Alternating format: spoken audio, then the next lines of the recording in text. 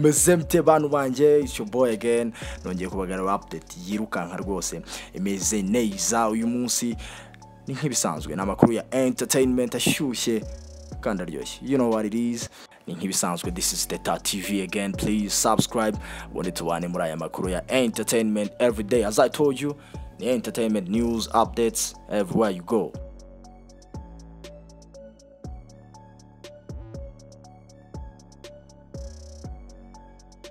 Nyuma yo gukora amateka mu mujyi wa Dubai mu gitaramo cyiswe All African Music Festival, Diamond Platnumz ahita afata rutema ikirere yerekeza muri New York aho yahura n'umusore wacu Tiger B. Man, iyo mvuze Tiger B ntago mvuga Tiger umuraperi uzwi mpuzamahanga, man. I mean the guy himself, the band, nawe wari ukomotse mu birwa bya Maldives kwambika impeta umukunzi we Pamela yo.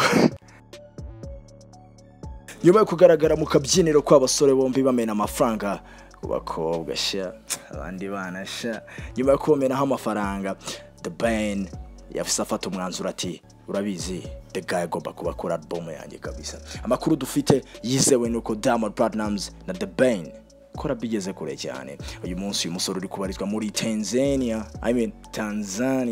mu birwa bya Dar es Salaam. Bivuga ko yiye kora indirimbo ari kumwe na Diamond Platnumz ndetse no kurangiza album ye yise Black Tiger. Yo, this is Teta TV. Komeza kore subscribe, ndakomeza guhina nkuru ntagira arangira boy. New York, aba basore bombi ndavuga The Bane na Diamond Platnumz himself, Simba, the self-proclaimed Simba, nyuma yo kugaragara bamena amafaranga menshi ku bakobwa bro. Ndavuga amafaranga menshi bicaye ahitwa VVIP, man, hamwe hatagerwa. Hamwe hatagerwa, bashagawe n'aba bodyguard benshi. The guy yasafata umwanzuro, turabizi kanirukanyire Tanzania. Reka mbanze nkwereke who is this guy.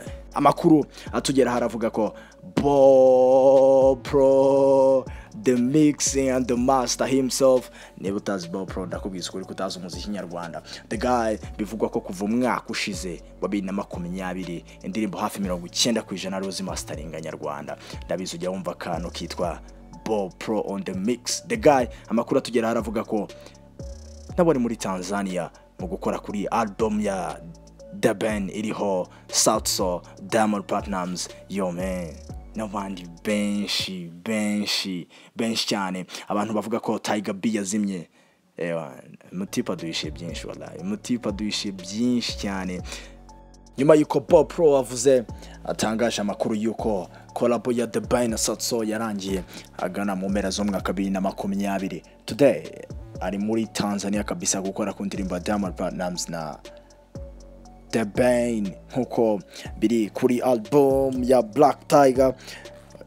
Narabibutsa ko Diamond Platnumz na The Bane bahuriye mu bihembo bya Afrima, ibihembo bya 2021. The Bane abaye nominated inshuro ya 4 yekurikiranya, ari kumwe n'abahanzi nyarwanda nka Knowless, Butera na Medi.